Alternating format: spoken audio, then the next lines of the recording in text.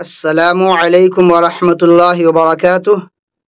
امید ہے کہ آپ تمام حضرات خیر و عافیت سے ہوں گے۔ سوال یہ ہے کہ اگر کسی شخص نے تھوک کو نگل گیا، گھونٹ گیا، تو اس سے روزہ ٹوٹے گا یا نہیں ٹوٹے گا؟ دوسرا سوال یہ ہے کہ اگر کوئی شخص کسی دوسرے کے تھوک کو نگل گیا، گھونٹ گیا، تو اس کا کیا حکم ہے؟ کسی پسندیدہ، کسی قریبی دوست کے تھوک کو نگل گیا اور گھونٹ گیا تو اس کا کیا حکم ہے؟ اپنے ہی تھوک کو ہاتھ میں لے کر پھر دوبارہ سے نگل گیا تو اس کا کیا حکم ہے؟ تو عرض یہ ہے کہ اگر اپنے تھوک کو یوں ہی منہ کے اندر اندر ہی اگر نگل جائے تو اس سے روزہ نہیں ٹوٹے گا، لیکن اگر اپنے تھوک کو ہاتھ میں لے کر کے پھر اگر نگلتا ہے تو اس سے روزہ ٹوٹ جائے گا۔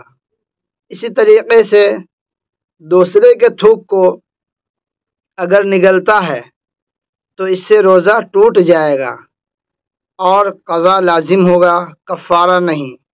لیکن اگر پسندیدہ شخص، مثال کے طور پر اگر اپنی بیوی کے تھوک کو نگلتا ہے، گھونٹ جاتا ہے، تو اس سے قضا بھی لازم ہوگا اور کفارہ بھی لازم ہوگا۔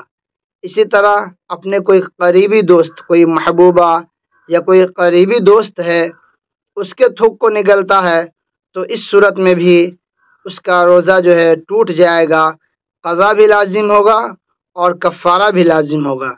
لیکن اگر اپنے تھوک کو، بلغم کو یوں ہی اگر نگلتا ہے تو اس سے روزہ نہیں ٹوٹے گا۔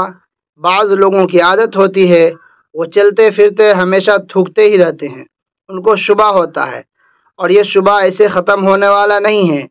آپ یہ سوچ لیں کہ یہ تھوک نگلنے سے روزہ نہیں ٹوٹے گا، وہ شیطان وسوسہ ڈالتا رہتا ہے۔